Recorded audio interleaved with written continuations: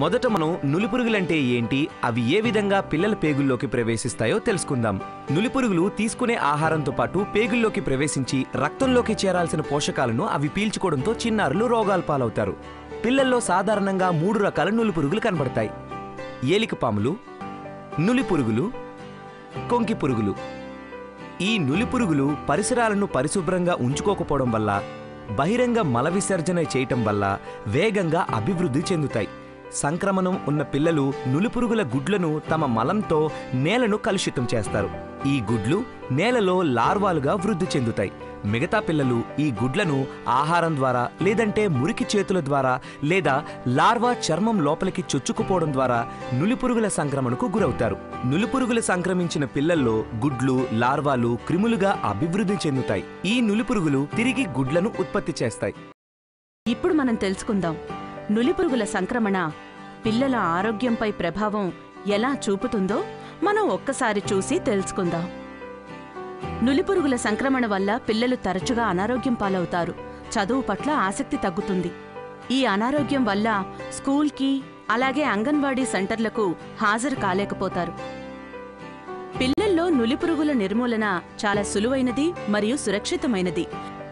ఈ నులిపురుగుల నిర్మూలన వలన పిల్లల్లో రక్తహీనతను నియంత్రించటం, పోషకాల గ్రాహ్యతను పెంచటం, చదువు పట్ల ఏకాగ్రతను, నేర్చుకోగల సామర్థ్యాన్ని పెంచటం, పాఠశాల, అంగన్వాడీ సెంటర్లలో హాజరేటును పెంచటంలో దోహదపడుతుంది. సమాజంలో నులిపురుగుల సంక్రమణ వ్యాప్తిని తగ్గించి నులిపురుగులను నిర్మూలిస్తుంది.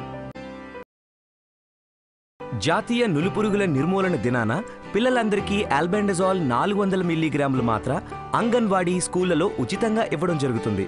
ఆల్బెండజోల్ మాత్ర నులిపురుగుల సంక్రమణను నియంత్రించడంలో సహాయపడుతుంది. 1 నుండి 5 సంవత్సరాల లోపు పిల్లలకి మరియు పాఠశాలలకు వెళ్లని పిల్లలకు అంగన్వాడీ కేంద్రాలలో అంగన్వాడీ కార్యకర్తలచే ఈ మాత్ర వేయబడుతుంది.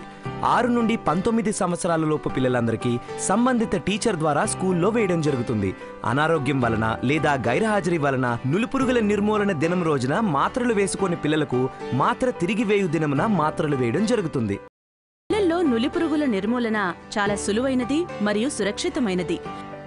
ఈ నులిపురుగుల నిర్మూలన వలన పిల్లల్లో రక్తహీనతను నియంత్రించటం, పోషకాల గ్రాహ్యతను పెంచటం, చదువు పట్ల ఏకాగ్రతను, నేర్చుకోగల సామర్థ్యాన్ని పెంచటం, పాఠశాల, అంగన్వాడీ సెంటర్లలో హాజరేటును పెంచటంలో దోహదపడుతుంది.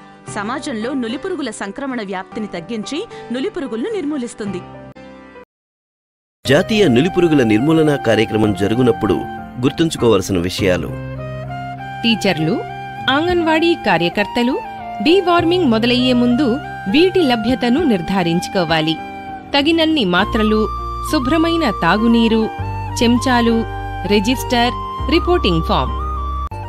మోతాదు మార్గదర్శకాలు: 1 నుండి 2 సంవత్సరాల పిల్లలకు సగం మాత్రను 2 చెంచాల మధ్య పొడిచేసి నీరు కలిపివ్వాలి.